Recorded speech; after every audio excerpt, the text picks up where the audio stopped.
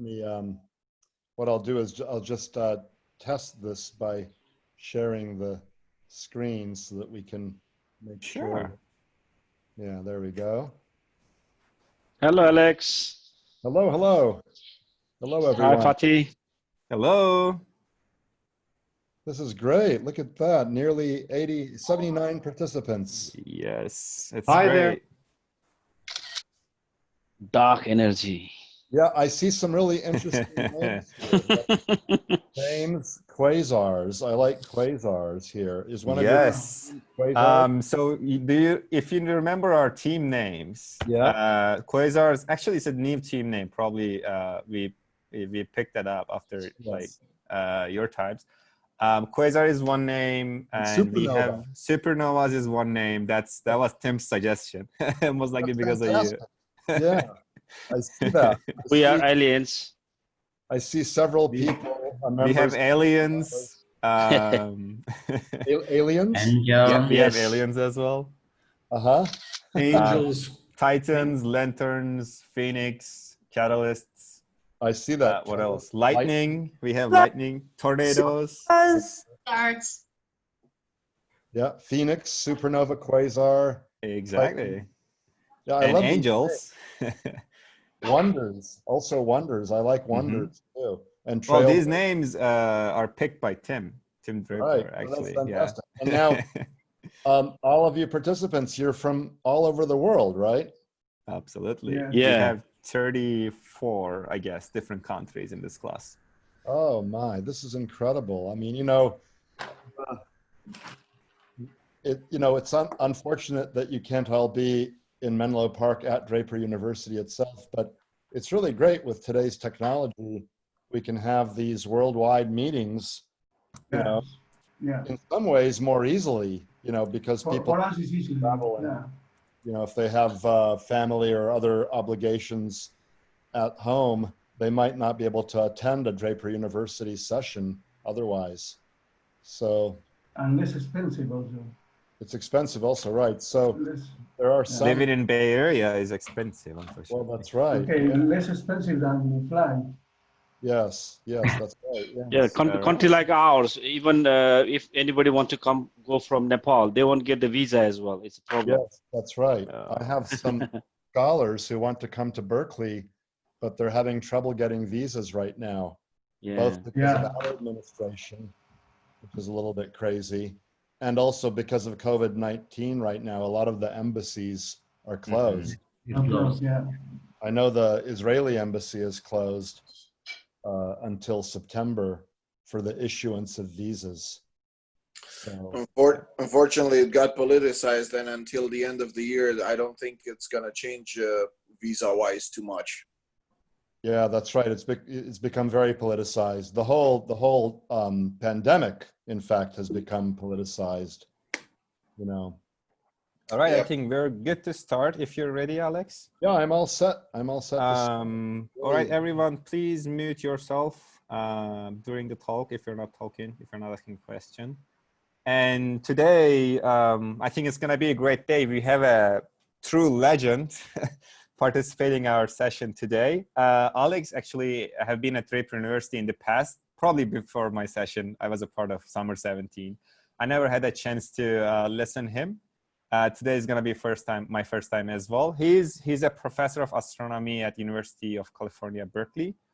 And he's super cool. He's also featured in the History Channel series, The Universe. I don't know if anyone watches that series. And with that being said, I want to give the mic to Alex. And here we are. Thank you, Alex, for participating today. Yeah, thank you very much, Faith, for the invitation. As Faith said, I'm sort of a regular at the Draper University of Heroes. Tim Draper is an old friend of mine, and he's had me speak, I don't know, 6, 7, 8 times, or 6 or 7 different years, actually. I think last year we might have skipped for some reason, but I think so too. Yeah. Yeah. But in any case, it's always a wonderful group with whom to speak. You're so international, of course, and you're so excited about entrepreneurship and learning to make your mark in the world. And what I can offer, though I'm not an entrepreneur, is my view of how to go about doing this through the lens or the experience of a scientist, okay? So what I hope to share with you today, and we have 2 hours, so we have plenty of time for discussion and questions, that's really great, is my story of helping make a revolutionary discovery in astrophysics that affected all of physics, and to show you along the way how the things that we had to deal with and learn about can be used by young entrepreneurs and creative people thinking about how to change the world, how to come up with new ideas, how to get through the highs and lows, how to fail and fail quickly and fail often. I think these are some of the message Tim and his associates at Draper University have been teaching you. And so this story of mine, I think, has a lot to teach you from that regard in terms of what it is you're learning about at Draper University. But it's also a fascinating story from the perspective of science and this whole idea that our universe can be filled with an energy that up until 20 years ago, no one even had any idea of. And now we understand that it's the dominant stuff of the universe. So, and you'll see how we develop that story. But, you know, we have time. So anytime you have a question, feel free to, you know, speak up. Or if Faith is monitoring the chat room, he might just tell me that, there's, you know, a question in the chat room, and then I'll take a look. And if it's a question that I was planning to talk about anyway in the natural flow of the talk, then I'll defer the question. But if the question is something that's relevant to what I was saying, or you need a clarification or whatever, then I'll be happy to answer it as we go along, so that this becomes less of a lecture and more of an online discussion, a real-time discussion. Okay. So feel free, don't be shy. Feel free to ask questions. Okay. So that's the plan for the day, or at least for these next 2 hours. The title of my presentation is Dark Energy and the Runaway Universe, and I'll talk about what that means. But an alternative title could be Accelerate Your Career in an Accelerating Universe. Accelerate your growth as an entrepreneur in this universe whose expansion we found is accelerating, okay? And this discovery, as I'll show you, was so fundamental and so important in 1998 that it took many years to verify because it was very counterintuitive. But by the year 2011, it had been verified by so many other independent teams using different methods that it was given the Nobel Prize in physics. So I'll talk about that. But basically, you know, scientific breakthroughs often require real innovation and outside the box thinking. You really have to put yourself in a different frame of reference. And this is true so often of entrepreneurs. You know, you look at some of the great innovations that have occurred, and especially young people in their 20s are often very open to this kind of thinking that requires you to have learned what your predecessors did. You need to know things, you need to be educated, but you don't want to be so ingrained in your way of thinking and in the thinking of your elders that you can't look at things from a different perspective. That's what you want to do as an entrepreneur. You want to look at things from a different perspective. And some of the inventions and companies that have been started were really actually simple ideas in hindsight. They just required someone to think of them in a way that hadn't been done before, you know? I mean, I just look at all the companies and all the internet things now, even things that are seemingly silly like TikTok, right? Which started with these, 11-second clips of people dancing or whatever, you know, and it's just, you know, taken off, and it's longer now, and it's more than just people dancing. And Or you look at Twitter or something, who would have thought that posting 140 character thoughts would have grown to something with hundreds of millions of followers, or Facebook, which started as a Harvard online kind of get to know you type platform, socializing platform, and look at it now. I mean, it's incredible. Or even Google, right? Where these two bored Stanford graduate students started, making lists of frequently visited websites. I mean, I think that's how it got started, and look at Google now, right? Or Apple, which was an online book selling business, basically. Actually, a girlfriend I had long ago, we ended up breaking up, but she ended up becoming employee number 17 at Apple. And she was able to retire very early and just enjoy other things of her life, girlfriend, employee number 17 at not Apple, Amazon. Sorry, if I said Apple, I meant Amazon. Okay, Bezos's company. All right. So anyway, so don't be afraid to think outside the box, even about problems that maybe many other people have thought of before. Maybe they just haven't looked at it in the right way. And then as a scientist, basically what I'll be showing you is that the scientific process that we go through, where we have a hypothesis based on a pattern we've noticed, and then we test that hypothesis through experiments or observations, and then we have to refine that hypothesis sometimes and modify it or even abandon it, come up with other ideas, do tests for them. Well, this sort of process of science is a model for strategic thinking and execution for business and technology and entrepreneurs. And I give these sorts of talks to companies at their retreats, and I've spoken many times at this thing called Young Presidents Organization or World Presidents Organization. Indeed, 2 years ago, I traveled to Singapore to basically give this talk to the Young Presidents Organization there, because they found that this has really helped young entrepreneurs, business people, technology innovators in their work. So indeed, I've spoken to many venture capital firms in the same way, and this is how Tim Draper really found out about it.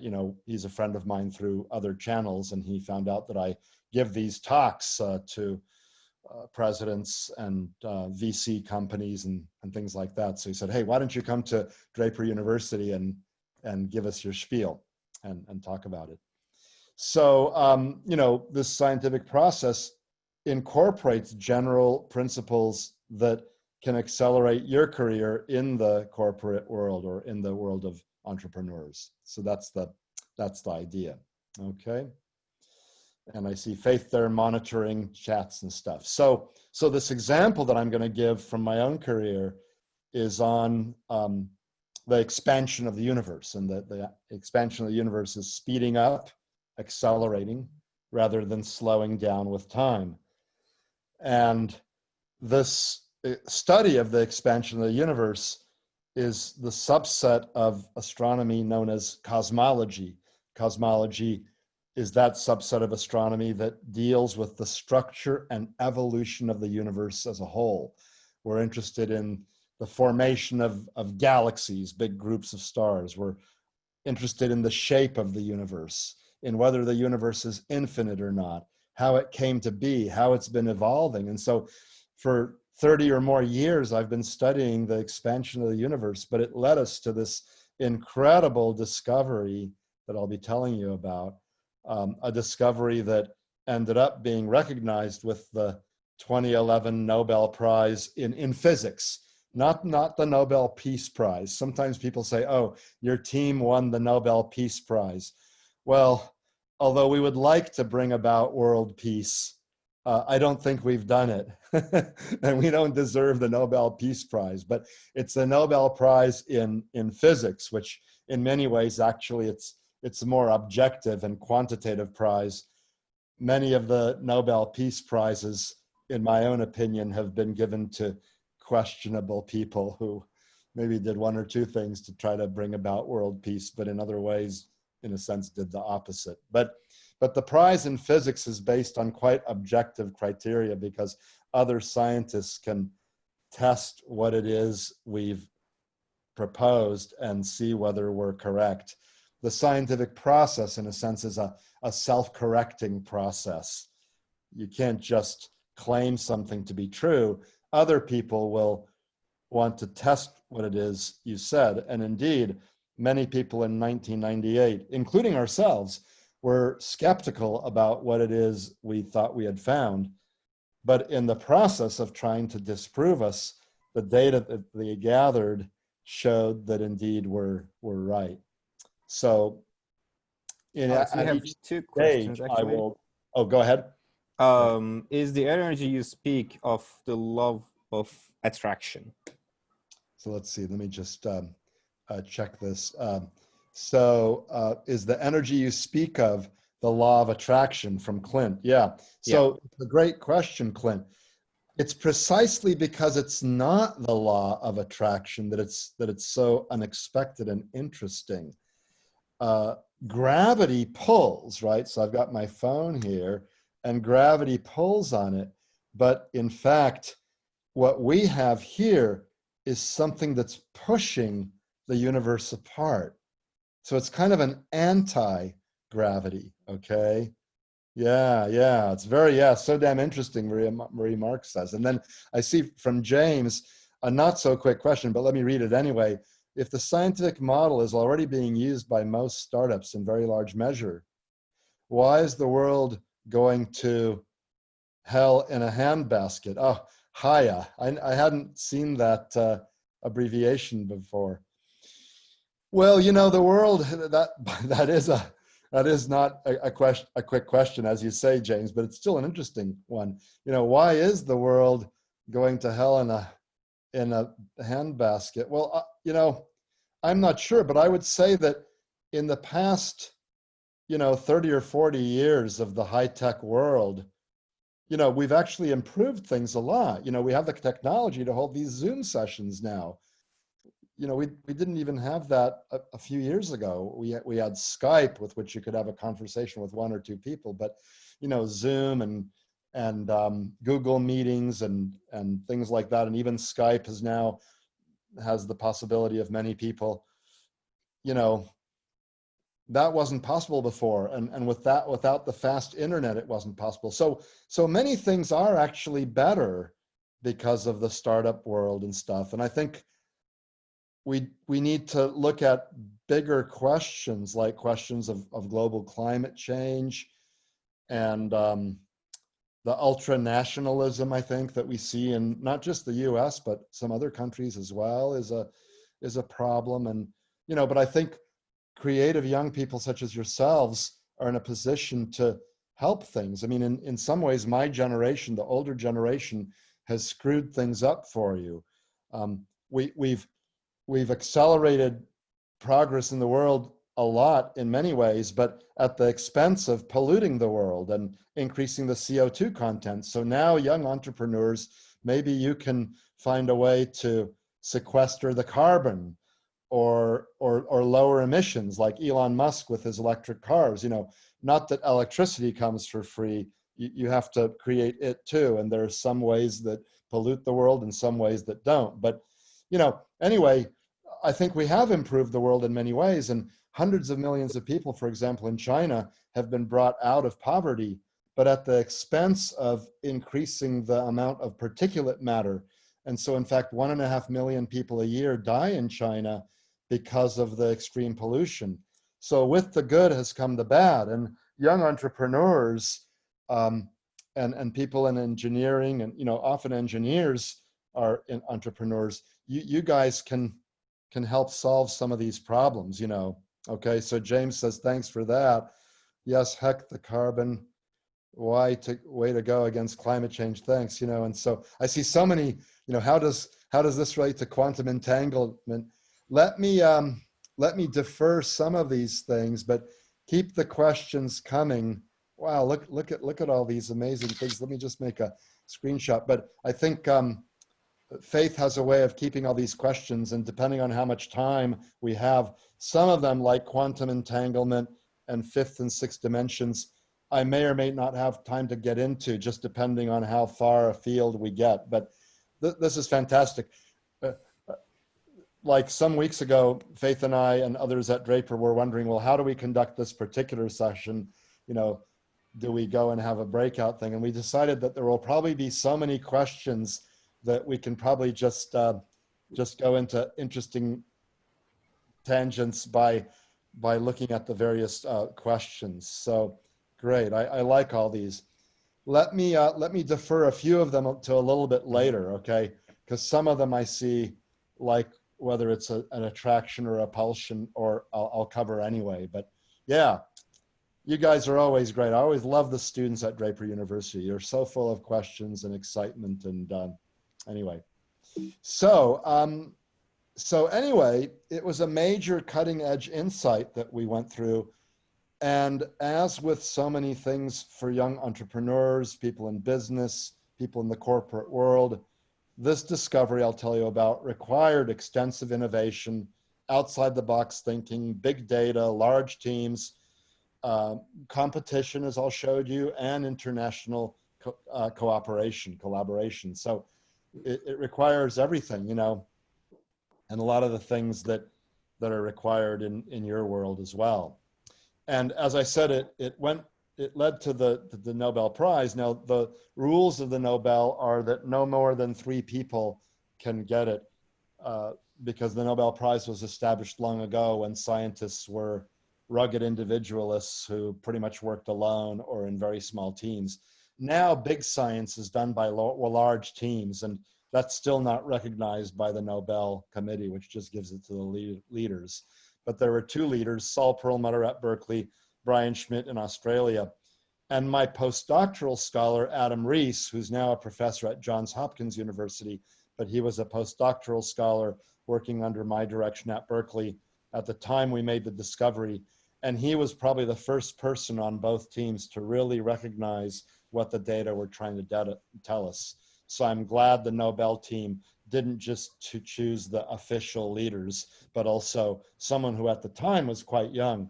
And this will be part of the message that I'll give you later on.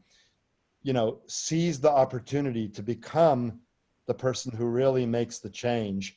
The official leaders are often too busy leading the team to actually seize the day, carpe diem, seize the opportunity to make the big breakthrough, to do what the corporation or what the team was trying to do, but the leader is often too busy to actually do it. They're often assembling the team, and they've got the big picture in mind, but they don't have the nuts and bolts that they deal with each day to make the actual big breakthrough.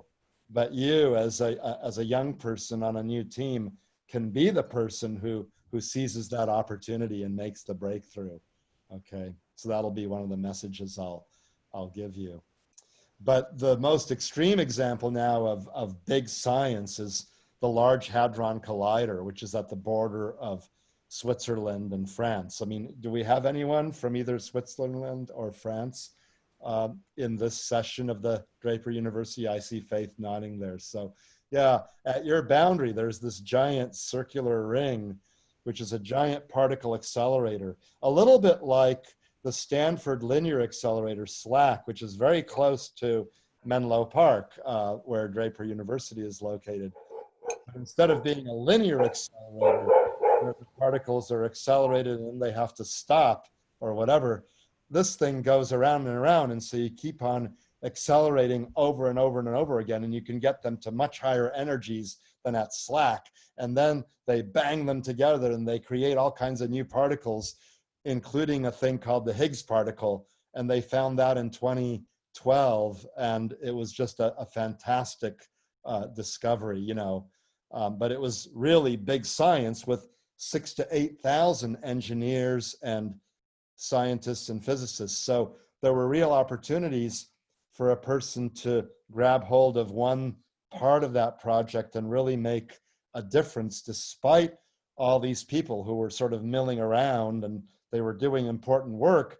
But sometimes one can lose the big picture in a large collaboration, and someone who keeps their eye on the big picture and sees where to make a breakthrough, well, that person can make a real difference. Let me just pause here because let me just see whether anything from the chat room.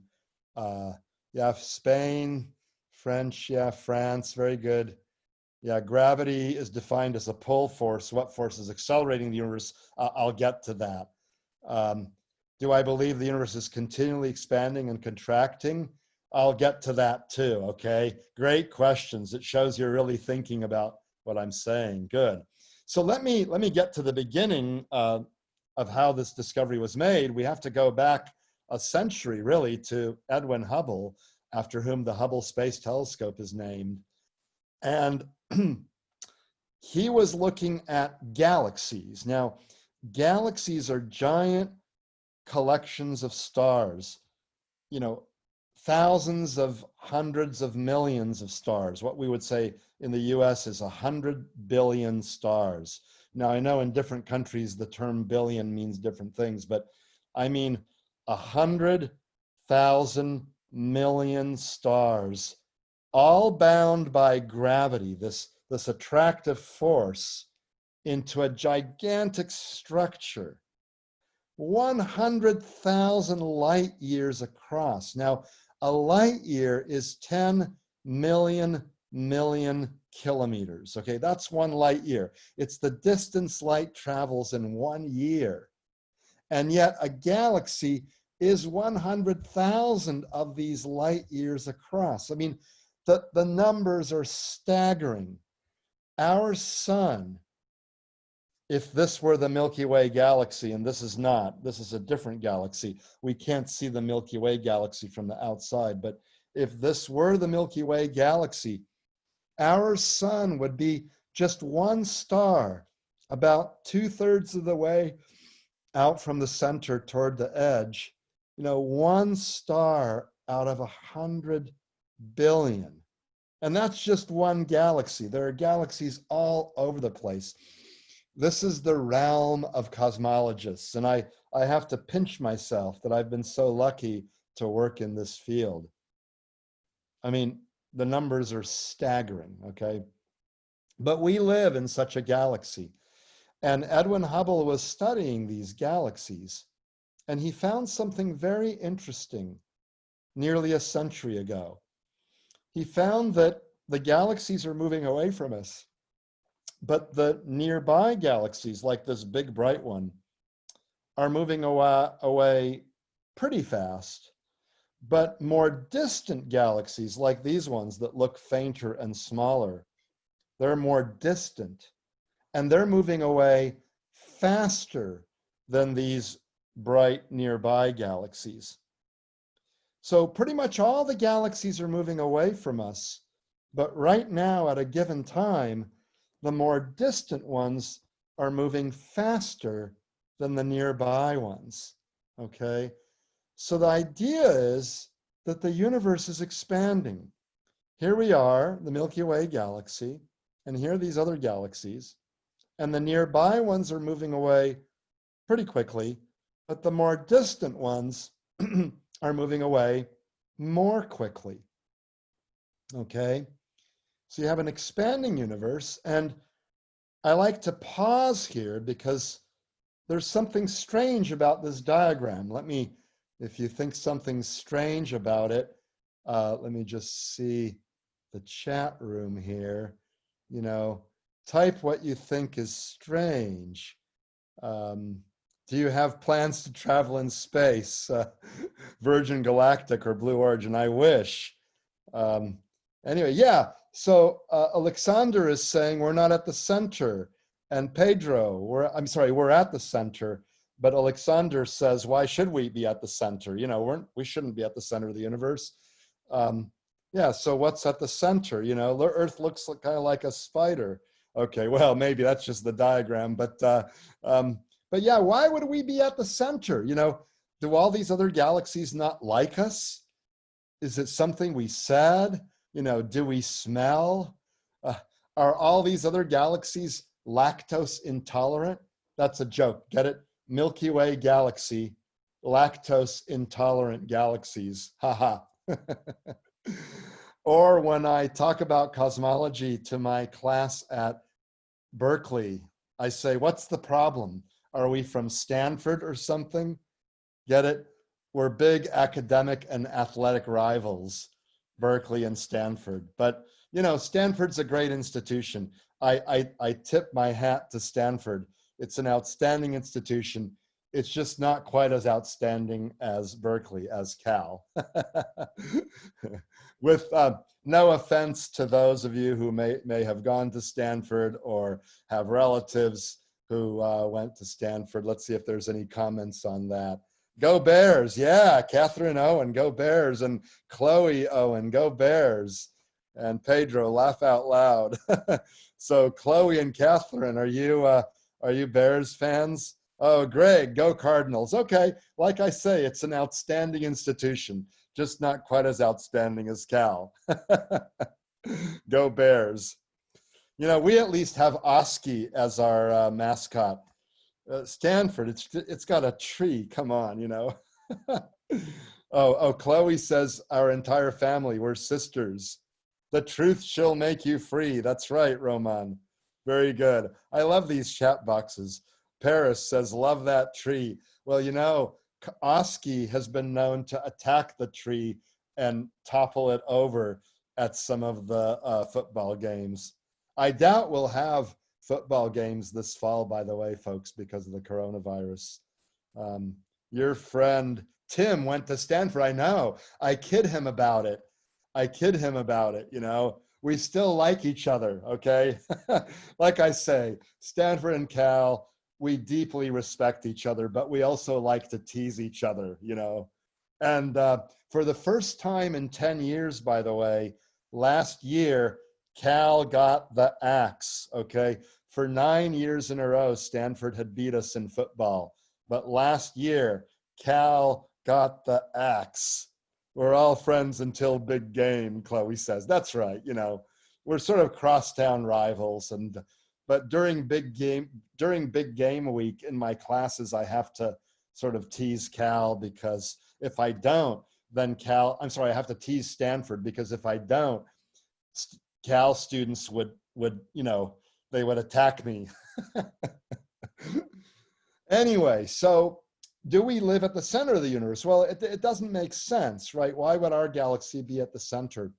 So in fact, we don't think we're at the center. Imagine a uniformly expanding universe, like a loaf of raisin bread, and the dough is filled with yeast. So the dough makes the bread expand, and the raisins expand away from each other. And no matter which raisin you're on, you see the others moving away. I forgot to load my, let me just see if I happen to have it. I don't happen to have it, but I do happen to have this play from current slide. I do happen to have this picture of an expanding one-dimensional universe with a rubber hose and ping pong balls on it. And then I stretch the hose, and you see that if you look at this orange ping pong ball, the nearby ones moved away a smaller distance than the distant ones, right? Go back to this one here. This one was at a greater distance from the orange one than that one was. And now it's doubled in distance. So has this one, but this doubling in distance was much less than that doubling in distance. And so this one moved faster than that one did. So in a uniform universe that's expanding, any galaxy would think that it's at the center, okay? But none of them is at a unique center.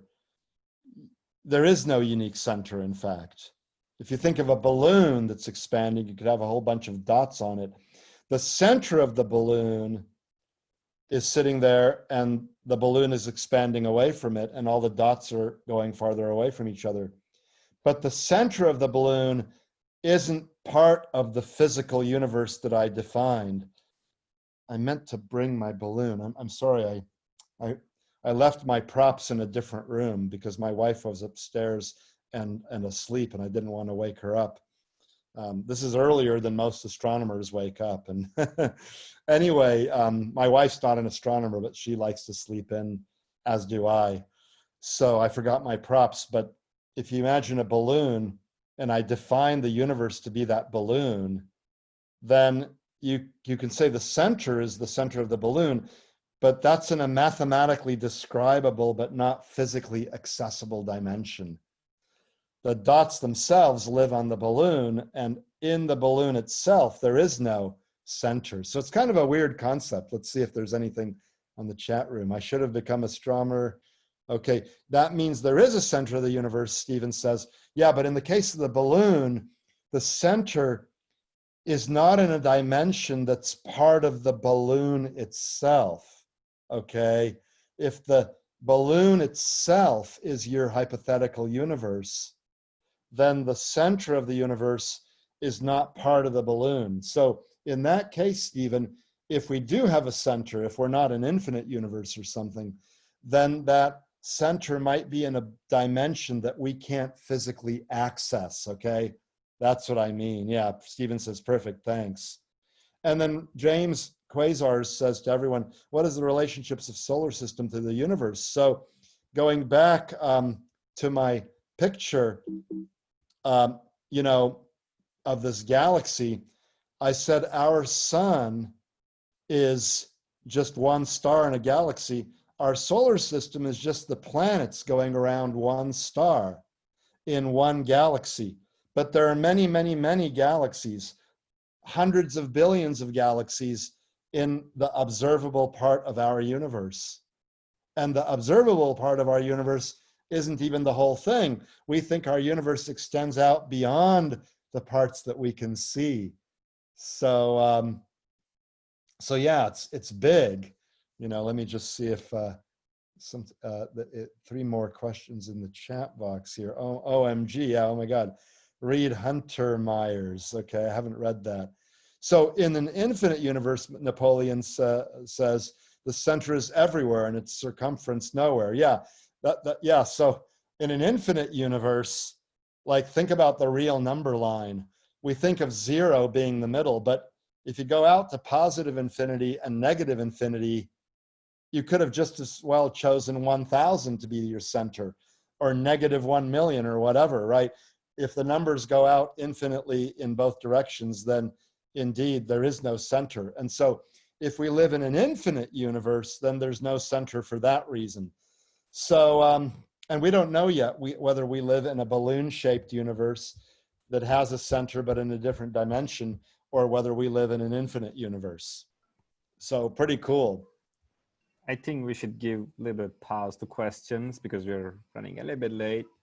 Yeah, okay. So but we have until 10, right? Yes, correct. Yeah, okay. We have a lot to cover as well. Oh yeah, we have a lot to cover as well. But yeah, so what I wanted to show here was a good way of thinking. If you're an entrepreneur and you have some crazy idea that might be difficult to explain to a VC who you're trying to get to fund your idea, is clarify your idea, make it as easy as possible for the VC to understand what you're talking about. And simple analogies can illustrate difficult concepts like this rubber band that I was talking about, or the balloon, because you want the people that are listening to you to understand your idea if you want it to take off. So give familiar examples from real life, okay? That's why I gave that balloon example and the rubber band example. So we have this expanding universe now, okay?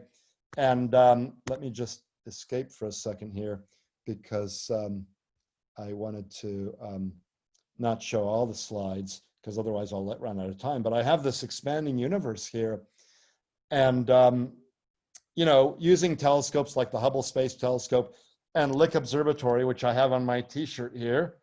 That's Lick Observatory, and the Keck telescopes, which I have in my background here, using these great telescopes, we've now figured out how fast the universe is expanding. And that's some number. It's an interesting number, but I don't want to dwell on that now. I want to dwell on the gravity aspect. We expected gravity to be slowing down the universe. And it's like Isaac Newton, who supposedly saw an apple fall from a tree. You know, and I have a very big apple here that I can drop, and it falls here under the gravitational influence of Earth. And he wondered whether whatever it is that's causing the apple to fall is also the same thing that causes the moon to be in an orbit around Earth. In other words, if there isn't something attracting the moon to Earth, it would fly away from Earth. So he tried to unify terrestrial phenomena, apples falling on Earth, with celestial phenomena, the moon. And indeed, he came up with this theory of gravitation, and the moon is being attracted toward Earth, but also going in a sideways motion, and it ends up with those two motions having an orbit around Earth. So Newton did unify terrestrial phenomena and celestial phenomena. But just 1 second, yes? Oh, thank you. Did you? Oh, okay. But thank you for trying, Orion. That's really great of you. Okay, that was my son who heard me talking, and he tried to find the apple and the balloon, but oh well. So, so when you look out into the universe, you see lots and lots of faint galaxies. Here are all these galaxies, okay? And they should be pulling on each other. And if the universe is dense, that is, you have a lot of stuff per unit volume, like a lot of galaxies there and a lot of galaxies here, they'll pull on each other so much that they'll slow down the expansion of the universe until it stops, and then it'll reverse back. And instead of a big bang, you get a big crunch. So if you were lying on your back looking at a universe like that, you would see the galaxies getting smaller and fainter, and you would say you live in a well-behaved universe. And then you'd notice something peculiar, and right around now you'd get pretty nervous, and then, goodbye, cruel world. The universe would collapse in on you, and maybe it would bounce back. Someone asked that question earlier. Could the universe, expand and recollapse and then expand and recollapse? It might, but you would die during the recollapse like this, okay? Or in a universe that's not very dense, the galaxies, if there's not many here and there, they would be pulling on each other and slowing down the expansion of the universe, but they wouldn't stop the expansion. So that's like an apple thrown at a speed greater than Earth's escape speed. That's like a rocket being shot off from Earth. If you don't have the fuel continuing to accelerate it, it would start slowing down because Earth would pull on it. But if it had a speed greater than Earth's escape speed, it would continue to go away from Earth forever. And so in a low density universe, the galaxies would move away from us forever, but always slowing down, okay? So we wanted to know what kind of a universe we live in. And to do that, you can measure the expansion history to determine the fate. After all, if I measure the apple at many times in its path, and I find that it's slowing down a lot, then I can figure out that it'll someday stop. But if it's not been slowing down a lot, then it'll keep on expanding away from Earth forever. So we have to measure the history of the expansion. We can measure the current expansion rate by looking at the universe now. But how do we go back in time to measure the history? You might say that's impossible. And people were told us this is impossible. You're never going to do it. Well, the first thing to do is to focus on the big picture. Don't lose sight of your great thoughts. Be ambitious, even if you can't initially quickly figure out how to do something, or even if other people say you can't do it because it's too hard. At least have the idea. Think great thoughts, be ambitious. The details are crucial, but even if they look hard or impossible at first, don't lose sight of your main goals. Maybe they'll be impossible, but if you just quickly give up, then you won't sufficiently explore your great thought and you'll lose sight of the big picture.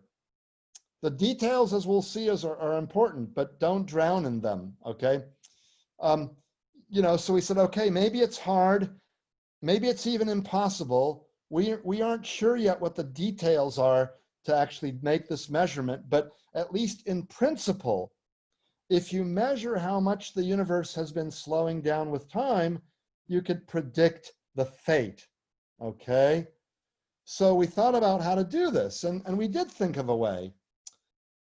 We can look back in time by looking at progressively more distant objects. So when you look at the sun, it's 150 million kilometers away, and it takes a little over 8 minutes for light to travel from the sun to us.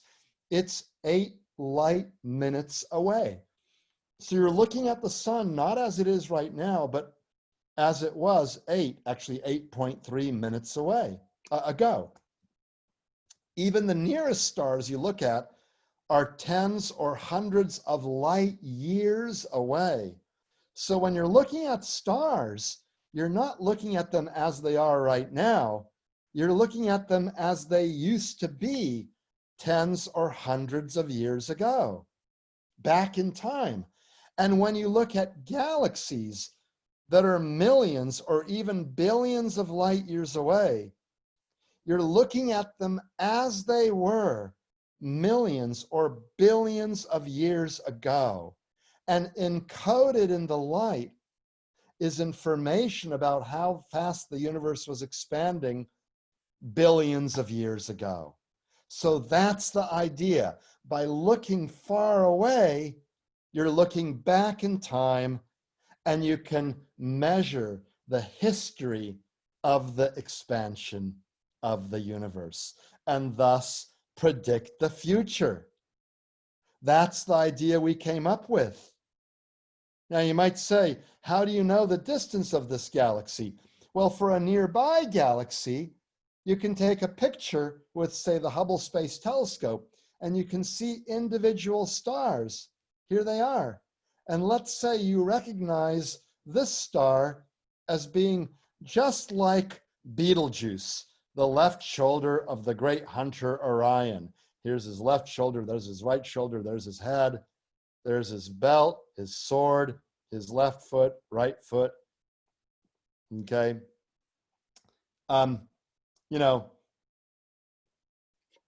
If you know how brilliant this star is, because it's nearby, and you look at how faint that star appears to be, you can figure out the distance.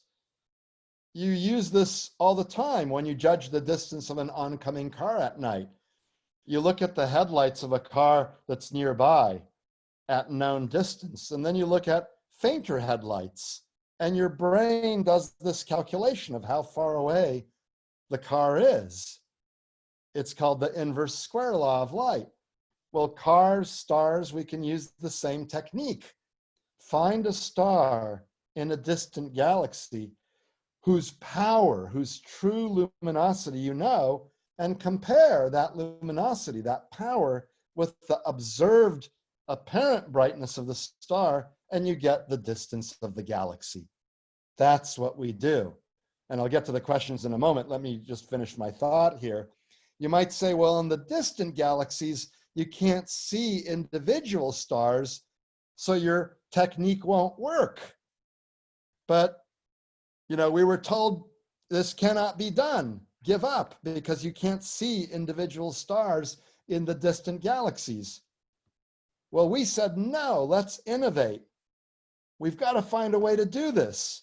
The naysayers told us it can't be done, but we said it can be done. We thought outside the box, okay? And what we said was that in these galaxies that are very faint, although it's true that you can't see normal stars, there is a type of star you can see, and it's one of the names of your group. You can shout it out here in the chat box name. What kind of star can you see in a galaxy billions of light years away? Not a pulsar, a supernova, Vikrant says. That's right. You can see a supernova in a distant galaxy. Look at this. A supernova is a star that explodes. There's the star before it exploded, and there it is after it exploded. It can become millions or even billions of times more powerful than the sun or any other normal star. So you can see it. Look, here's a galaxy of 100 billion stars, and here's one star blowing up. It takes several weeks to brighten and many months to fade, but so as to not bore you, I've sped up the process, or my colleague Peter Chalice has sped up the process. But this one star at peak brightness is equivalent to 1 billion of the central stars in this galaxy, or several billion stars. So if our sun were to explode, folks, sunblock of 50 wouldn't help you very much. You'd need sunblock or supernova block of a few billion to protect yourself, okay? But don't worry, be happy. Our sun is not gonna do this, all right? But the idea is find a supernova in a nearby galaxy whose distance we know because we measured normal stars, calibrate how powerful it really is, and then find stars of the same kind in a distant galaxy, okay? But, you know, when people told us it can't be done, we said, it can be done. We're gonna figure out a way that it can be done. Let me just pause here. So if there are B of galaxies with B of stars, why is the sky black at night? It should be overwhelmed. You're right. If there are billions of galaxies, yeah, that's called Olber's paradox, Pedro. That's a great question. And Roman says because of light pollution. Albert says the same thing. No, it turns out if you go to a dark desert or the ocean or something like that, Pedro's exactly right. If there are billions of galaxies with billions of stars, there should be a star at every direction that you look, Pedro. You're right. And so the sky should be overwhelmed with stars. The reason, Pedro, is actually pretty subtle. It's because Alex says expansion. You're on the right track, Alex, but it's because in order for every line of sight to reach a galaxy, you have to look so far away that the light hasn't had a chance to travel to you yet, okay? It takes time to travel a great distance, and there are not enough stars within the distance that we can see for every line of sight to have a star that's visible. And Roman asked, what is the name of the paradox? So I typed it in so you can look it up more if you want. Olber's paradox. Now the redshift, Napoleon asks, and Alex, the expansion, the redshift would cause those galaxies to be fainter, okay? And that contributes to Olber's paradox as well. But the main contributor right now is the fact that the galaxies are too far away. Now, the people mentioning redshift, do we use that? Yes, we do. Let me get to that. I'll get to that in a minute. But first, you have to find enough nearby exploding stars in galaxies that are at a known distance because you've measured normal stars in them. And you might ask, well, how do you find these exploding stars? They explode roughly once every 30 or 40 years in a typical galaxy like this. So how do you find them? Well, we have a telescope at Lick Observatory, which I show here in my t-shirt, and you can see the domes of Lick Observatory from San Mateo. This is a little telescope that looks at thousands of galaxies each night, and my associate Weidong Li, programmed it to look at thousands of galaxies each night. And then it repeats the process. And usually there's nothing new when you take a new picture of a galaxy. Here's the galaxy. But sometimes there's something new. This thing that's pointed to by an arrow, okay? That's a supernova candidate, okay? It's something that brightened, and it might not be a supernova, it might be something else, but out of 1,000 images in a night, maybe only 10 will have a candidate. So then we can study those. And I have a team of undergraduate students who look at the candidates that have been discovered each night.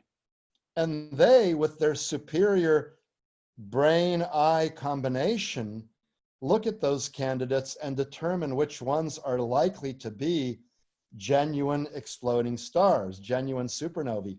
So these students get a chance to make a real discovery, and they learn programming and data analysis and statistics, things that will serve them well no matter what field they move on into. And some of them become entrepreneurs, some of them go on to work at Google or Apple or Microsoft or Facebook. But these skills they reach, that they learn while doing science, serve them well in so many other fields, especially in today's high-tech world.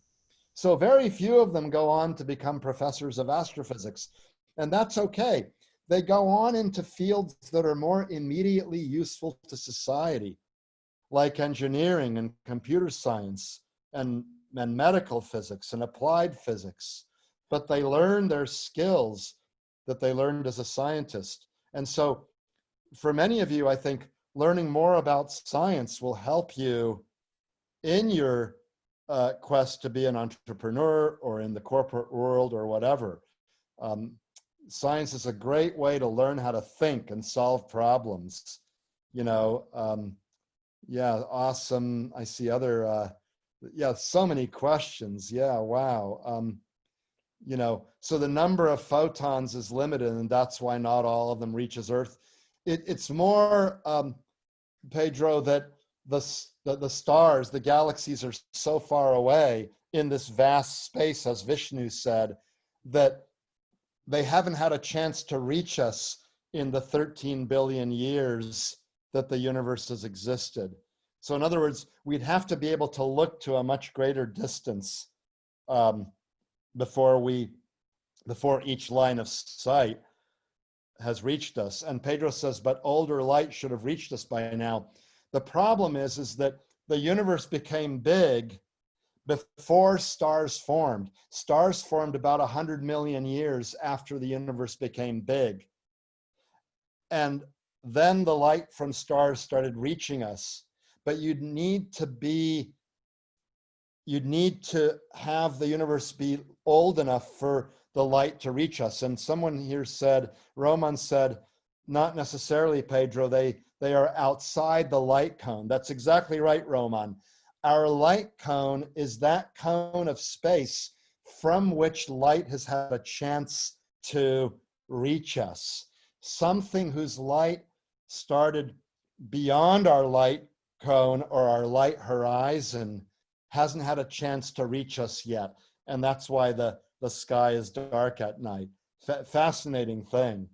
Anyway, these students learn how to be members of a team. And here I have a lot of important points. To succeed in our work, we had to build and nurture a first-rate team. So first of all, you get a diverse group of people with the necessary skill set. And by the way, notice that my students come from very diverse backgrounds. Many, many countries are represented here. At Cal, we greatly value the diversity of our student body, and we're just paralyzed by our administration being so xenophobic and against, you know, international students and stuff. And fortunately, the ICE ruling of like 2 weeks ago has been rescinded. You know, they said that international students couldn't come to the US if they were taking all their classes online, which they need to do because of the coronavirus. But the Trump administration says, no, you can't come here. The universities started suing them, you know, MIT, Princeton, University of California, and just yesterday or the day before yesterday, that decision was rescinded. But we're just shocked by some of the things this administration has done. But at Berkeley and Stanford and places like this, we very much value an international student body and a great diversity of fields of expertise too. So get a diverse group of people with the necessary skill set. That's an important part of making a first-rate team. Clearly state each person's roles, responsibilities, and goals. That will motivate them to do the right thing, you know, and motivate each person by making them feel that they're a critical component. You know, if people in your team think that they're not doing anything important, then they're unlikely to want to work very hard to help out. But, you know, you got to work hard. You know, one of the things I think Tim will teach you is that it's okay to have fun. It's important to have fun for mental stability and stuff. But, you know, to make it in this world, especially as a young person, you've got to work hard. And if everyone knows what it is they're supposed to work on, their roles, responsibilities, and goals, and if they know that those responsibilities are a critical component of the team effort, that will motivate them, okay? Provide real value in career development, provide leadership positions, you know. There can be an overall leader to the team, but there can be many subcomponents to the team effort, and provide leadership positions in those components, okay? That'll help motivate them as well. And give recognition and incentives, you know, give kudos to the people who really, you know, help make the important steps that yield to the success of your venture.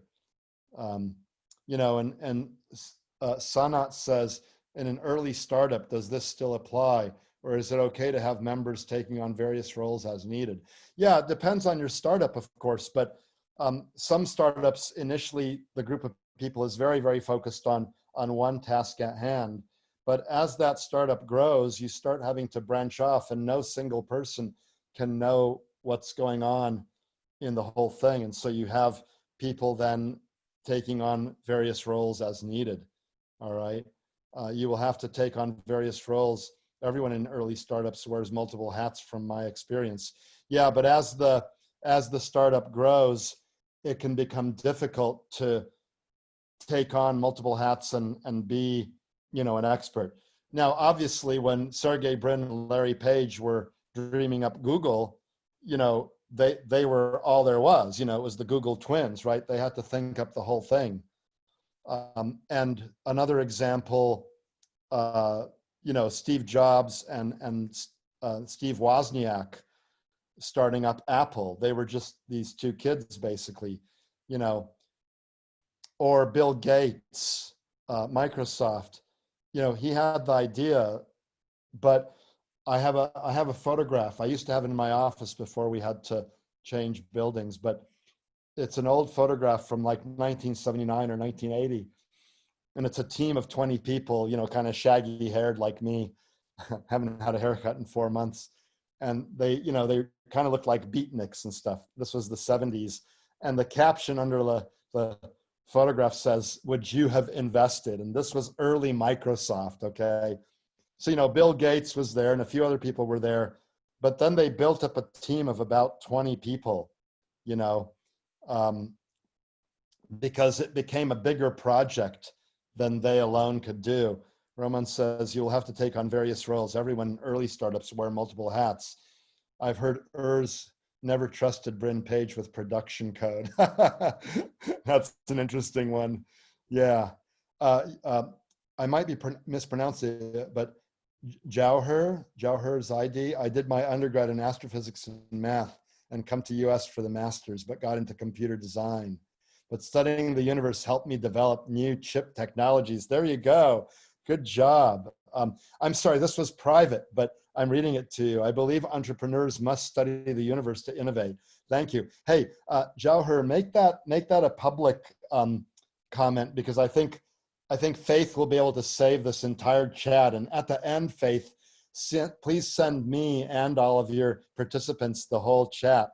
And those of you who sent me private message, you know, often what you have are really interesting thoughts for everyone. So go ahead and send them to everyone as well.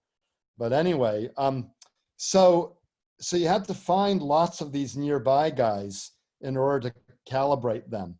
And then you find distant ones in distant galaxies, faint supernovas. And the point is that when you look at a faint supernova, you get two things. The apparent brightness tells you how far away it is. That's the headlight effect. And then the redshift someone mentioned, the stretching of the universe, that tells you how fast that galaxy is moving away. The redshift is caused by the stretching of the universe. And that's how we see that galaxies are moving fast. And the farther away they are, the faster they're moving. And people said, well, these distant faint supernovae will be so faint that you'll never be able to find them because they're going to be so faint. You know, they're in these very distant galaxies. How are you ever going to find them? It's one thing to find a nearby supernova with my little telescope, but how are you going to find the distant ones? Well, you know, have the courage to pursue lofty goals under difficult circumstances. We were told it can't be done. Well, maybe it can't be done, but try. Don't be afraid to fail, okay? I think this is a message Tim gives. Maybe in day 4, he hasn't still given it yet, but maybe he has. Don't be afraid to fail. And if you do fail, try to fail as quickly as you can and move on and learn from it. Think strategically, creatively to overcome obstacles. Look for clever solutions and maybe you won't fail, okay? So the solution we looked for is the following.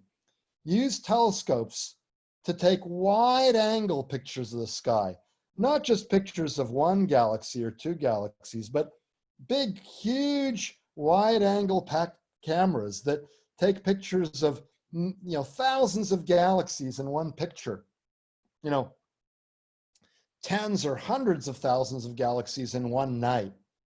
And with those data, those are big data, you know, you need modern telescopes, satellites, computers to analyze those data. You need large international collaborations to take the data and analyze the data. I meant to show one of the pictures. Maybe I don't have it here. No, I don't have the picture of the telescope with which we took those data. But anyway, we use telescopes, big telescopes, to get these big data. And I personally didn't have access to the telescopes with which these data were taken, but I had access to other telescopes. By taking pictures repeatedly of the same parts of the sky, and then digitally subtracting an older picture from a newer picture, you'd get a bunch of noise. That's okay. Any measurement always has noise associated with it. But here, cleverly placed in the middle of this square, is a dot that looks like it might be real. And with the Hubble Space Telescope, we took pictures, and here's a couple of weeks later, and you can see that dot looks real, and it's still there. And then my job was that I have access to the Keck telescopes, which are in my background here. And with those telescopes, I could examine the candidates in detail, okay? The candidates that no one said, first of all, that we would find. Well, guess what? We found them. And then I could examine them with these telescopes and determine whether they really were supernovae. These are giant telescopes with big mirrors. Here's Fred Chaffee, the former director of the Keck telescopes, showing how small a human looks compared to the telescopes. I mean, we can gather light from these faint images and we can tell whether it's a supernova. But no one wanted to give me the time to examine the supernova candidates because they thought that our team would never find these faint supernova candidates. And so if they allocated the time to me on this telescope, they said the time would be wasted because I wouldn't have any faint supernova candidates to examine. So I couldn't do this experiment, this observation, because the people who control the telescope wouldn't give me the time. So what am I supposed to do? Well, I thought outside the box, okay? Turns out I had time that was allocated for other projects with that telescope. And I decided that this project was so important that I'm going to use my resources, spend some of my time examining those faint candidates, taking a risk to prove our point. So, innovate, take promising risks, achieve the first steps of your goals with resources already available. I used part of my resources to show that we had indeed found some distant exploding stars, some distant supernovas. And then everyone thought that we were great and gave us more time because we converted the skeptics into supporters, okay? Then they all thought, you guys are great. Here's lots more time. But to convert the skeptics to supporters, you're going to have to innovate. You're going to have to achieve the first steps of your goals. To get some venture capital, you might have to build a prototype, okay? You might say, well, here are my ideas, but the ideas might not be enough for the VC to fund you. You might have to create a working prototype that's not the fancy gizmo. It's, you know, it's not going to be the iPhone 10 or whatever this is. It's going to be the earliest version, you know. That's the idea. So here are a few of these faint supernova candidates that I confirmed with my time on the Keck telescopes. And let me pause here. I see some chats. That sounds something like the project that will subsume all other projects. That was a risk, yeah. I couldn't spend all of my time, James, on this project because I still had to show that I was doing some of what I said I would do. But I also spent part of the time on this thing in order to convert the skeptics into supporters. And Alexandra says, like conquering the early majority.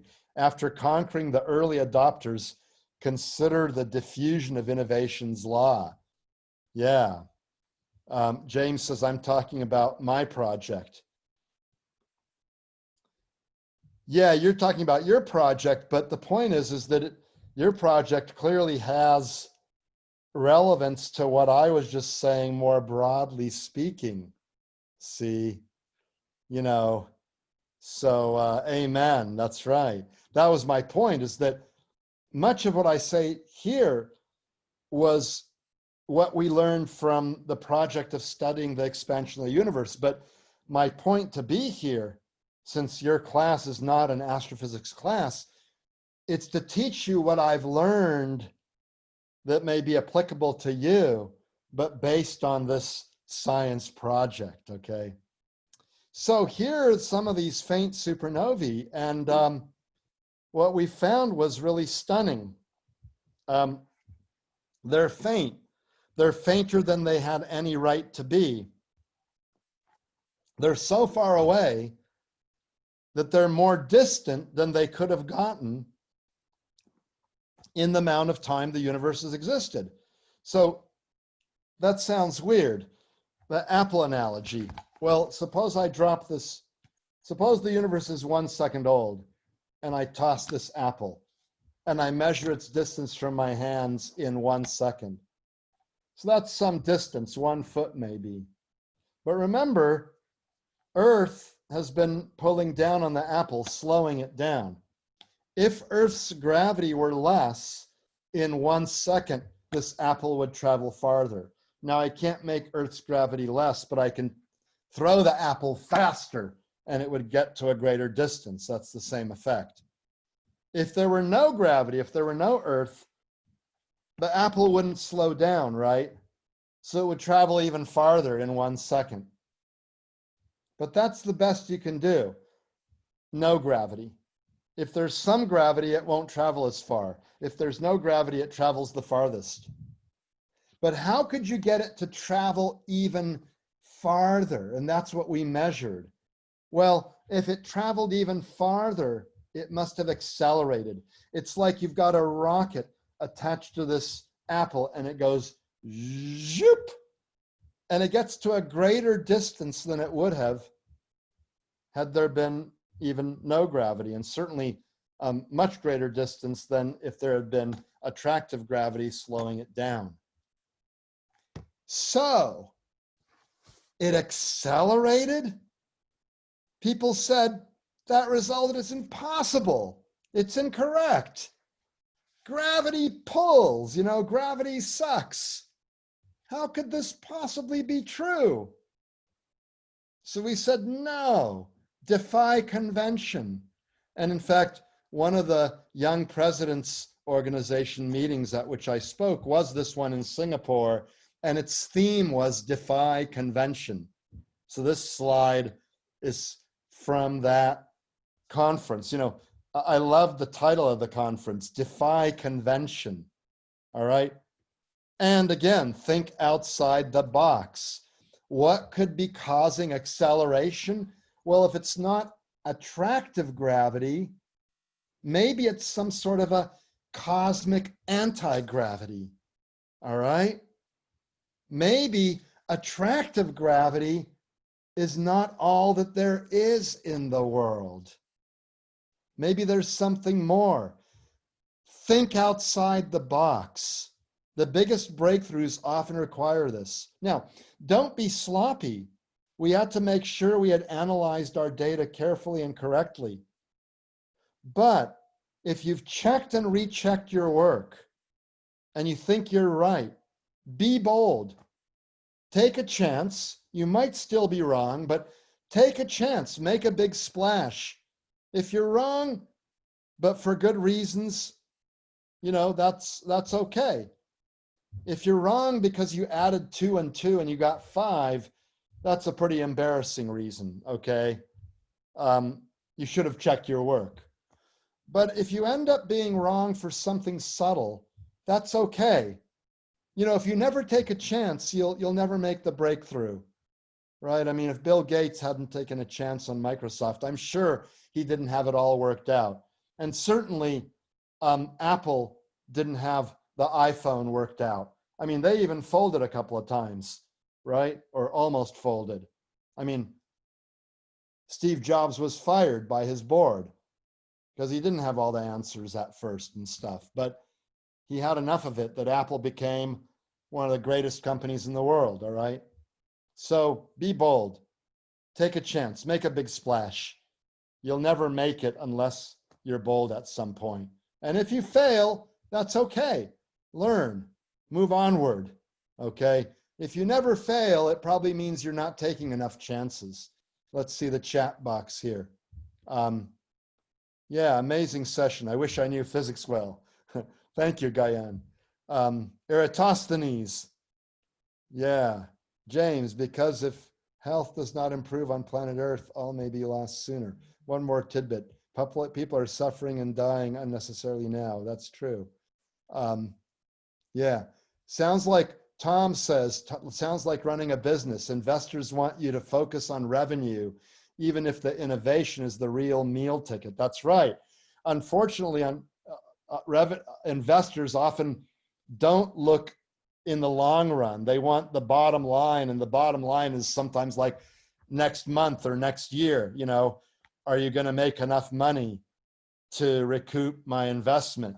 But the real breakthroughs often take much longer range thinking. So indeed, Tom, like running a business, you have to convince the investors that you're going to win in the long run, okay? But that can be a hard sell. Sometimes you need a working prototype or whatever, or you need to have taken this risk to prove your point before you had much to invest. So sometimes it even means investing your own money, you know? Would you say that by having multiple magnetism in the universe is the cause of gravity and anti-gravity? From Clint. Maybe, Clint. We're trying to still figure out what the anti-gravity is. So we're not sure. Maybe it's some sort of magnetism, but we don't think so because magnetism doesn't have the right properties. And then Iman asks, what's the difference between failing and quitting? So that's an interesting question. I would say failing is when you've realized that there really is some fundamental barrier that you can't overcome, or you're very unlikely to overcome with resources that you're likely to get. Quitting is when you just, you didn't try hard enough, maybe. You tried a little bit, and there's nothing fundamentally that would keep you from achieving your goals other than hard work, but you're just not very willing to work hard, right? Failing is when you say, look, it just didn't work out. Your idea has a fundamental problem, or, you just couldn't get investors to believe in you. And at some point, if 100 of them have said, forget it.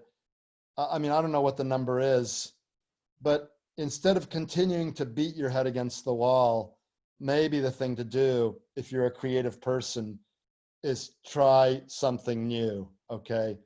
But you didn't quit before you gave it the old college try, right? So, but sometimes the number can be sometimes the distinction can be a little bit subtle, So, yeah. Anyway, we didn't fail and we didn't quit. And the headlines that came out were that astronomers see a cosmic anti-gravity force at work. And we use this term hesitantly because, again, people would say, well, you don't know what you're talking about. What is anti-gravity? And we use this term kind of hesitantly because people ask, can we use this stuff, whatever it is, and attach it to cars and levitate over traffic jams? It's not that kind of anti-gravity. It's not something that you can collect in a room or a city. It's something that operates over millions of light years, okay? So that's the idea. But the first person, I would say, on the two teams who clearly showed that this is what the data were saying was my postdoctoral scholar, Adam Rees, who then became very famous. But he was a very junior person on a well-established team, but he came to work with me at Berkeley, and we said, Adam, if you work hard and you want to do this, you can be the one who analyzes the data on these faint supernova candidates. And he went and he ran with it, and he did a great job. And the leaders, were too busy. So be alert.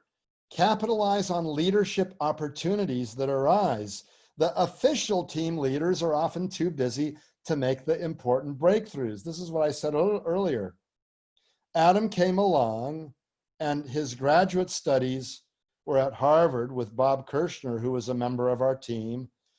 And then, Adam came to Berkeley to continue working on supernovas. And he became the person who analyzed the new data we were taking. So one of the official leaders could have done that, but they were busy running the team. So this youngster came in and he was alert and he capitalized on this opportunity, and he became one of the leaders. And indeed, he became one of the people recognized officially with the Nobel Prize. Well, by the end of 1998, no one had found any clear wrong thing with our work. So the editors of Science magazine proclaimed it to be the biggest breakthrough of the year. And Einstein is surprised here because he actually predicted that there might be this kind of anti-gravity. Even though he renounced the idea, he had kind of predicted it long ago, and then we rejuvenated it. But the only reason people believed us, even to some extent, was that there was two teams initially. And the only reason we got to an answer so quickly is that there were two teams. And the only reason we were so careful was that there were two teams. And if one team was careful and the other team wasn't careful, then the team wasn't careful wouldn't be, they would lose the respect of everyone else. So, embrace competition. Here's Saul and Brian. We weren't always at each other's throats, but embrace competition because it accelerates progress. Both teams were faster because they wanted to be first, right? You think you have a good idea. Well, maybe you do, but there may be other smart people out there that have the same idea, right? You're probably not the only one. But embrace that. Don't say, oh, darn, there are competitors out there. Your team can work harder and more innovatively. This improves overall quality. You'll be more careful and thorough if you think that someone is on your back thinking of the same things elsewhere. And finally, as I said, the agreement in results can increase credibility. Others will take you more seriously. And in the corporate world, you might end up with a merger or something, or you might have one business that did well on one aspect of this overall idea and another team that did well on a different aspect. And if you merge the two and then collaborate later on, that can be a good outcome. But initially, the competition could be a good thing. So let me see if in the chat room there, whether there are, Val, yes, merging startups is the way of the future. Yeah. When do you predict humans will be living on other planets than Earth? I don't know, Dennis. I doubt we'll be living on Mars in my lifetime, maybe in some of your lifetimes, but it's hard. Musk will be the first human on Mars, maybe. Then anti-gravity effect may be coming from multidimensional quantum energies. Yeah, maybe, or maybe from other universes pulling out from Mars. Humans came from Mars, Jackson from the Catalyst group says. Anyway,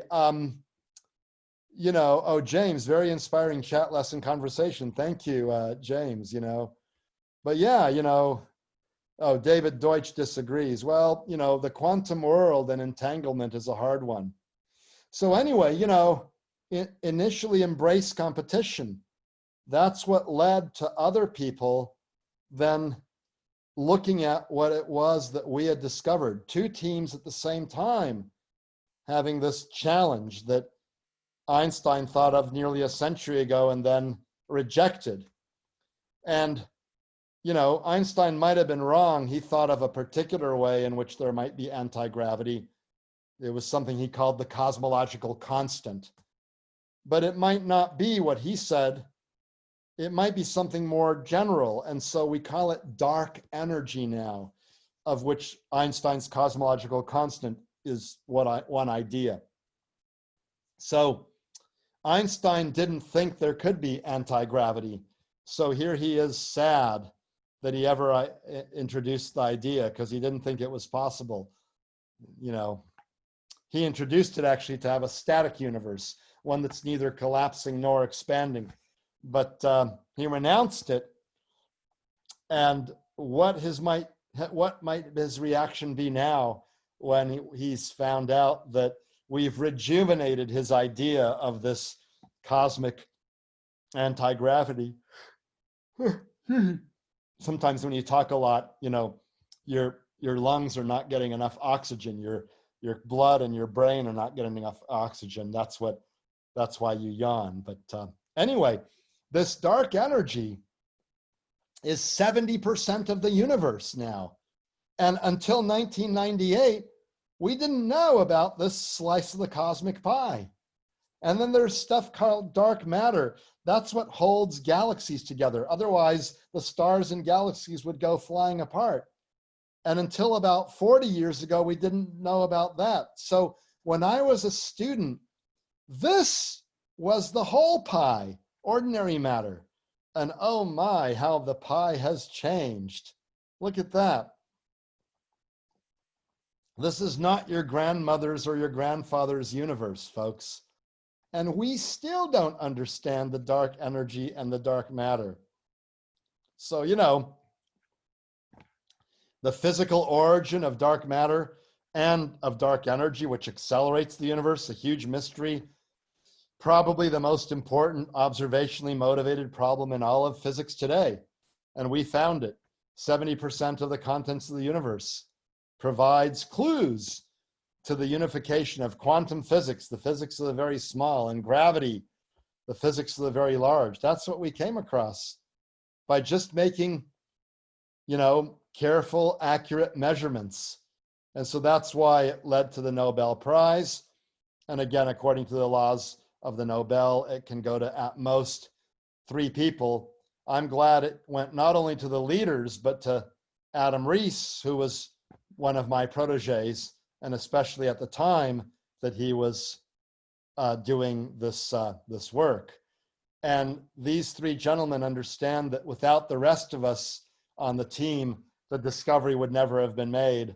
So they spent part of their prize money, $1.5 million, which is no slap in the face to an academic. They spent part of it taking the rest of us to participate in Nobel Week in Stockholm in 2011. So here's the Nobel ceremony. And here's one of the teams right after the Nobel Prize, the high redshift supernova search team. There's Adam, there's Brian, there I am. Here's the other team, and it's called the Supernova Cosmology Project, led by Saul Perlmutter. I should have been in this picture because I was actually the only person to have been a member of both teams. But at that moment, the high redshift team, which I felt to be a greater part of, was having its celebratory lunch.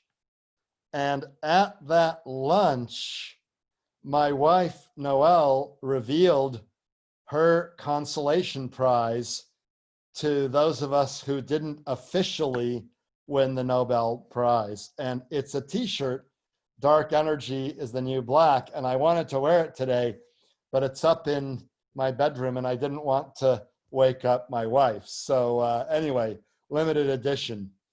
And then in 2015, all of the people associated with the 2 teams were recognized by the 2015 Breakthrough Prize in Fundamental Physics, which recognizes that big science is done by teams, not by individuals, and all members should be recognized. But really, it's not for the prizes that we do this work, it's for the joy of uncovering something in nature that no one really understood. In our case, this weird, dark energy, you know. Never in my wildest dreams as a kid did I think that I would be involved in such a discovery. So let me look at the chat room. Tell Ryan to be quiet and go get the shirt. Wait, what did Ryan say? I don't see what Ryan, Orion, right, you mean my son. Yeah, my son is Orion, but whatever, yeah, that's, you know, thanks for such an insightful lecture. Yeah, you're welcome. Team wins, that's right, the team. So, you know, what is dark energy? Well, we still don't know. And to figure out what it is requires really a lot of resources. And at this point, the 2 separate teams can't possibly get the telescope time and the other things that we need to figure out what the dark energy is. So we recognized some years ago when to collaborate. Some projects are just too big for one team. So stop competing. For example, the Hubble Space Telescope Time Allocation Committee said that this project is so big and both teams are applying for time, you can't have the time. You know, it would be too much time if we give it to each of you separate. So I proposed that we collaborate, and then the next year we got the time. And I was very pleased. So recognize when to collaborate, either when having a merger of startups or maybe you find out about some other team that's working on the same project, but it's too big a project for each of you to compete on. You might be better off coming together and collaborating, and then as one unified team, bring it to a VC who might be more likely to fund your collaborative venture, you know, maybe. Synergy and cross-fertilization can improve all of the projects. Maybe the two teams that are doing this have different perspectives, and if you just share results, you might improve things and even merge, okay? So that's something that I've seen in the corporate world. You know, both teams that have merged and done better, and some venture capitalists I know who told me that, yeah, the idea only became really a good idea when the presentation to the VC was by both teams together, because they had this cross-fertilization with which they improved the whole concept, okay? Before I move on, let me just see if there's any comments on that talk. So true for our fight against climate change too. That's right. Climate change is a big enough problem that you really require lots of people, you know. And then Sanat says, what was your hypothesis going in? So we thought, yeah, good idea. Based on the amount of normal matter and dark matter that people figured out was there, we thought that the universe would expand forever, but always slowing down rather than coming down to a big crunch, because there wasn't enough known dark matter and visible matter. So we did anticipate that the universe was expanding beforehand, because that was discovered, you know, the better part of a century ago. But we thought it would expand forever more slowly with time, not faster and faster. That required dark energy. And Sam of the Titans says, so insightful, what a great session. Takeaway, a scientific mind helps to see the world differently for entrepreneurial mindset, to expand perspective to higher worldview, expansion to higher galaxies. From experience, this is foundational to critical systems thinking. Cybernetics, for example, go dark energy. Yeah, can we capture, Tom says, dark energy and dark matter? Yeah, great question. People have been trying to find dark matter in laboratories for decades now, and we still haven't found it. So that's a real problem. I don't know whether that means that we're on the wrong track, but maybe we just haven't found it yet. But if in 20 more years we still haven't found it, maybe it's a wrong idea. Capturing dark energy is even harder, you know. But anyway, follow your passion and have fun in whatever you're doing. I've had a fabulous time working on this project. You know, the reason I've worked hard is that it was fun. It's something I wanted to do. You know, if your job is something where you're just waiting for the end of the day so you can go home or stop work at home, or you're just waiting for the end of the week so you have a weekend, and every week or every month you're waiting for your next vacation, and every year you're waiting for retirement, what good is that? You're spending a large fraction of your waking hours working on something you don't enjoy. If it's something you really enjoy, that you're passionate about, that you're having fun with, you're more likely to work hard and keep on doing it, because it's almost like a hobby, right? You're not forced into working on something. So, choose something that you love and immerse yourself in it. Full speed ahead, right? Don't be an entrepreneur in a subject that you don't like, I mean, the best combination is something that you like and that you're good at, right? You also have to, I mean, I might like theoretical physics, but I found out early that I'm a much better observer. I know how to take good data and analyze data, or I might look like thinking of, software companies, but I'm a crappy programmer. I never was a good programmer, or I might think that I could put together a new internet system or a new, 6G or something, but I'm just not good at that stuff. So recognize what you're good at too. That helps a lot too. So the road to the discovery of cosmic anti-gravity was a wonderful example of having an innovative idea, thinking outside the box, pursuing it vigorously and creatively, and achieving not only success, but a real breakthrough that influences the world in a revolutionary way, right? This is what all of you want to do as upcoming heroes, right? By the way, I also have a Draper University shirt, but it's up in the closet somewhere. But anyway, so, this is sort of an example, what we did, of the American dream, although that's sort of a chauvinistic way of referring to it. Lots of people in lots of countries have this dream, but I think, America is a very young country, and we've been particularly open to people having the spirit of entrepreneurship and then going and having an idea and pursuing it. I think you can do it elsewhere as well, but I think we've done it very well here, and places like the Draper University of Heroes really encourages that and trains people in becoming more likely to be successful in that. And then, as I we said, have a question. Pardon? Our person asked a couple of times. We have a long question in the chat. Yeah, let me go to the He chat. asked a couple of times. That's why I didn't. Oh, yeah. Thank you. Yeah, because I'm almost done. Mm-hmm. Which do you mean, the one? Hunter Myers. That's a long one. Yeah. I'll tell you what. Let me just finish this thought here. No problem at all. And then just going back to what I said here, the road to cosmic anti-gravity, it's a good model for ambitious ventures in the corporate world.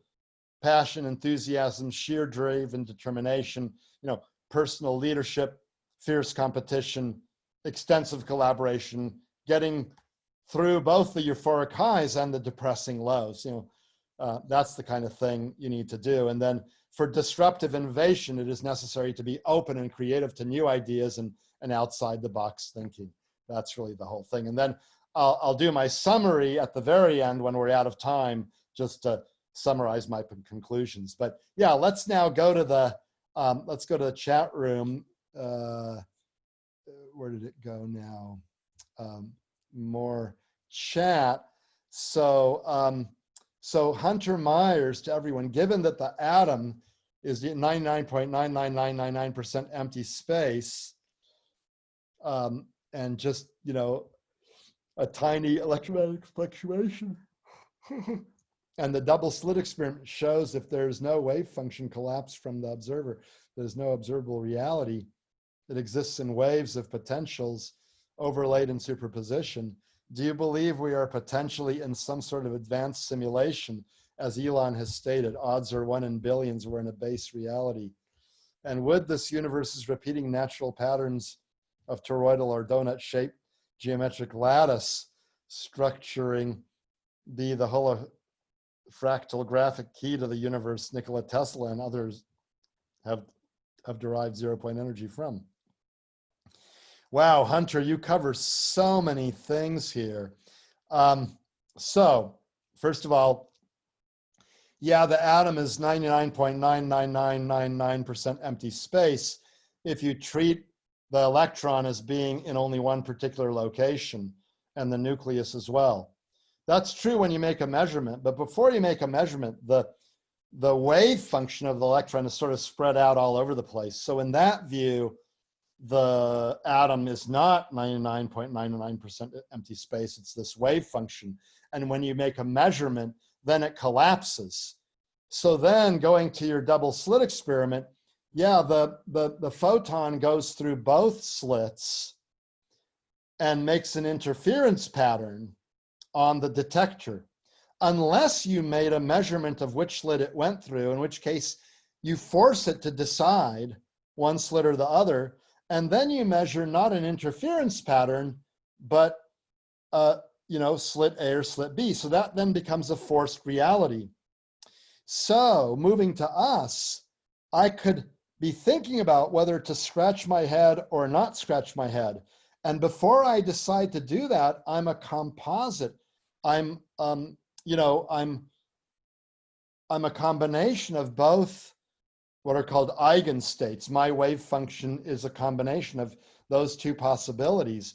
But when I make a decision, a real outcome occurs. And so then the question is there another universe where the other outcome occurred? And that's the Everett and Wheeler many worlds interpretation.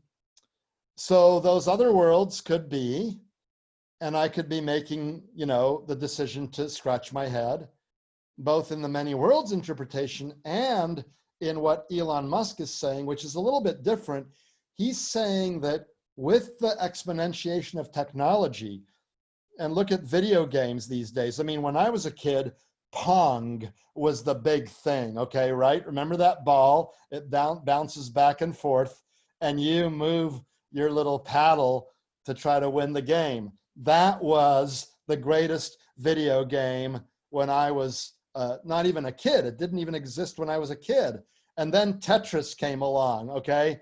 Now look at video games.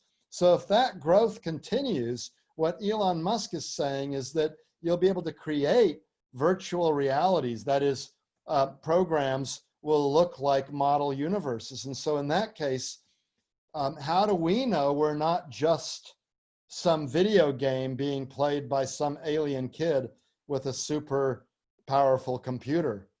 And once you have these kids with super powerful computers, you quickly proliferate, and then there are billions of them, and the odds of life developing on a planet are so low naturally that what Elon Musk is saying is that the odds are greater that we're a video game.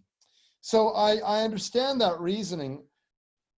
I personally don't think that we're a video game, but I understand the rationale behind that reasoning. So I don't know, maybe. And then finally, looking at your questions, yeah, there's this holographic view of the universe where it turns out that the information in any three-dimensional volume can be represented by a two-dimensional hologram at that volume's boundary. So does that mean that our whole universe, what's inside it, is sort of a hologram based on just bits of information on the outside? Well, I think that's a useful mathematical way to think about certain things in theoretical physics, but I actually don't think that we're a hologram. I think that my three-dimensional body exists, and so do yours and all that. But boy, Hunter, you covered enough bases there for hours and hours of discussion. So let's see. Alexandra says, wise words, Alex. Thanks for today. Thank you.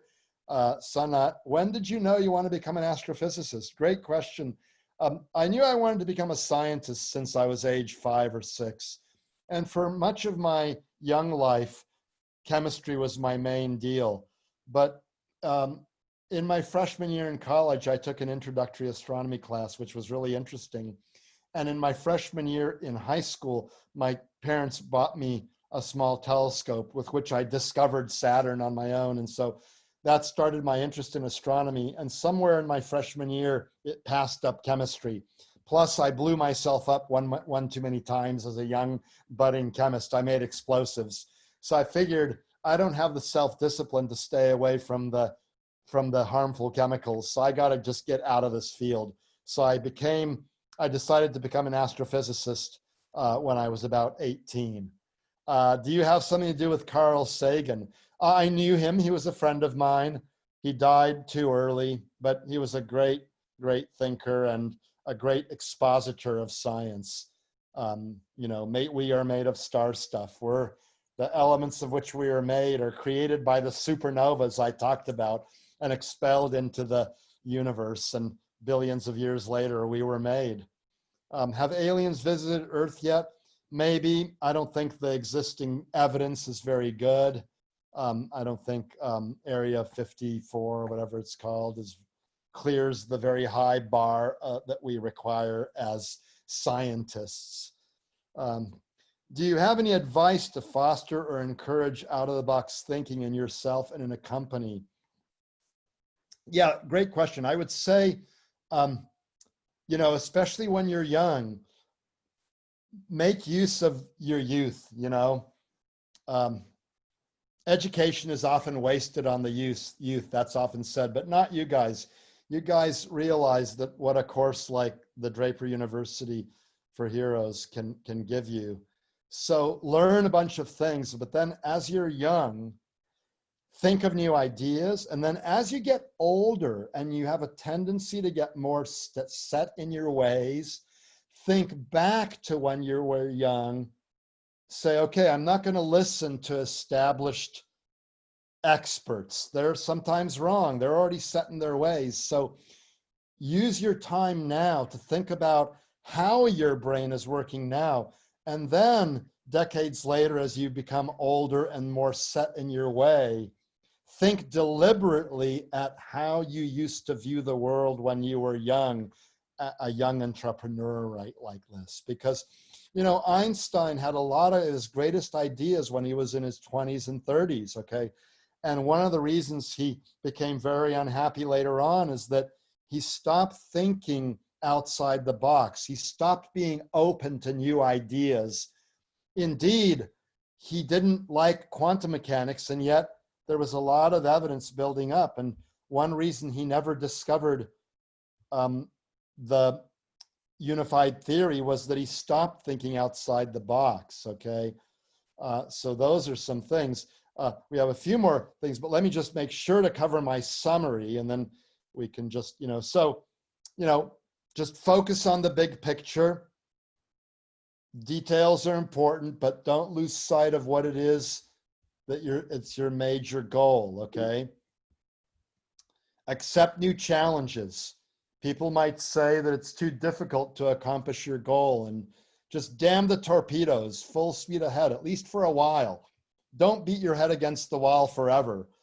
That's, you know, going back to the failure versus quitting thing. You know, don't beat your head against the wall, but accept new challenges. Be alert. Capitalize on leadership opportunities. All right. They might come your way. Grab them. All right. Build and nurture a first-rate team.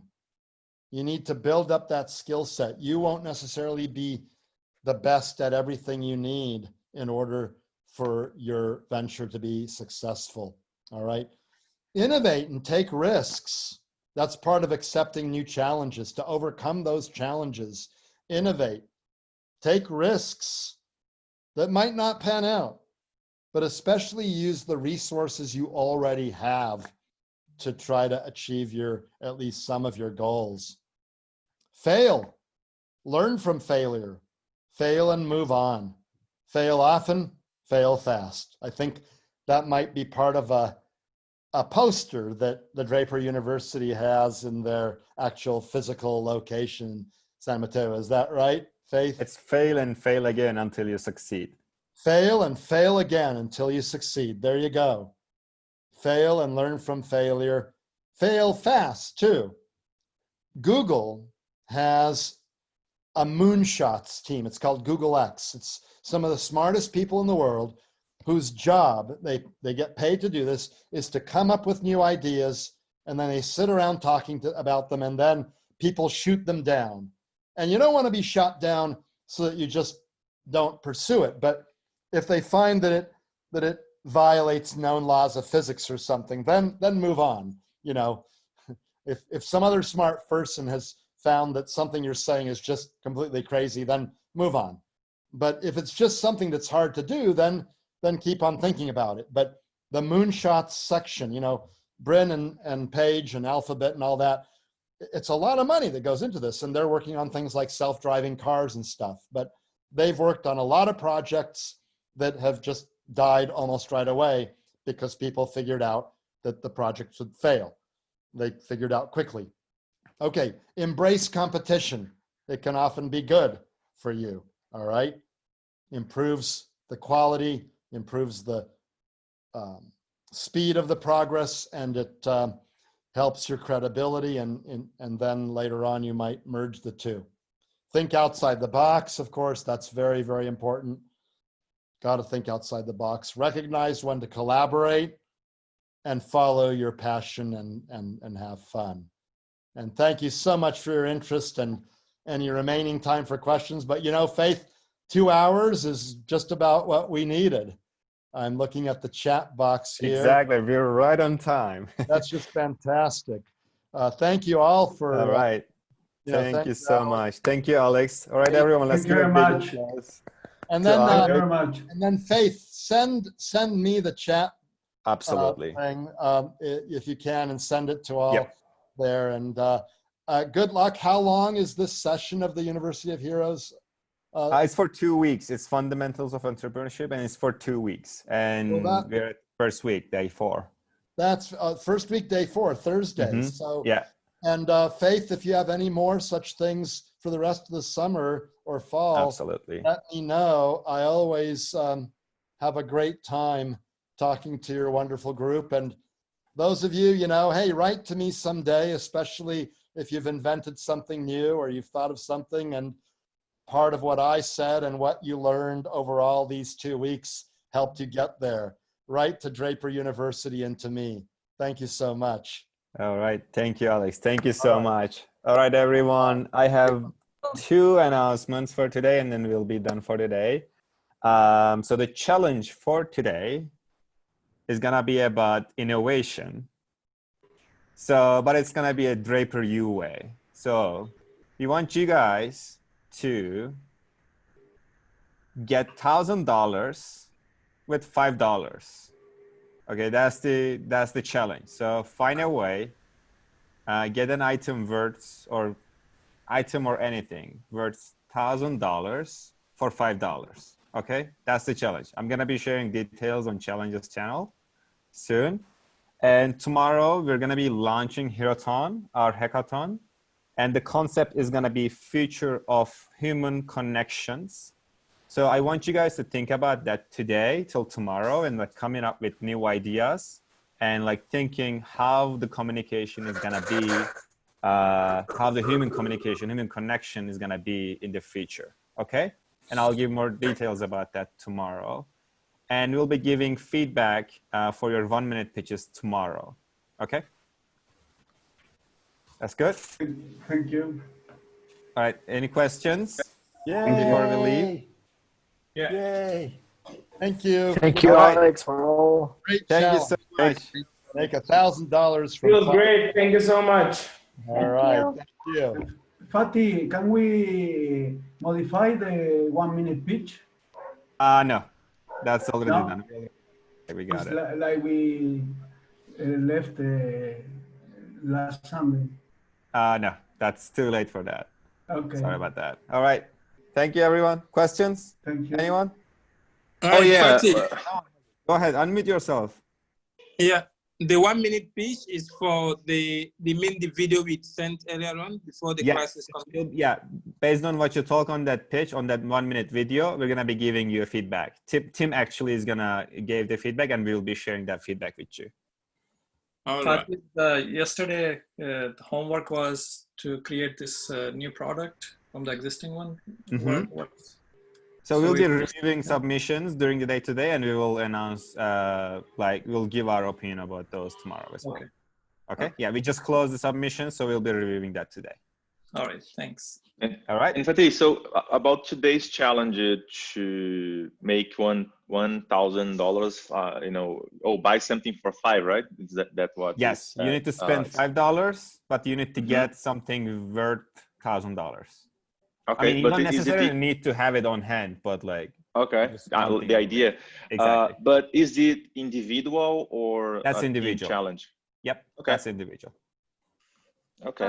Farid, you, and how are we going to present this idea about buying something You for can $5? write a text, draw Just an image. like a storytelling or what? Anything you want. You can prepare a presentation. Just it's up to your creativity. Okay, thanks. Sorry, to get 1,000 in what period? Well, every challenge is till the next session. No, you said you need to invest 5 or buy something for 5 and then get 1,000. Well, you need to spend $5 and you need to have something worth $1,000.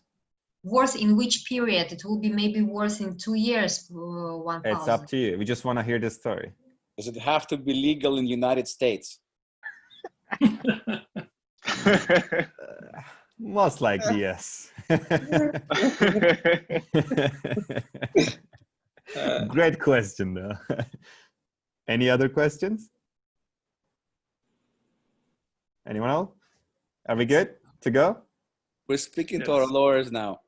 All right. I'll see you guys tomorrow. All right. Thanks. Bye. Bye-bye. Thank you, everyone. Bye. Bye. Thanks. See you tomorrow. Bye-bye.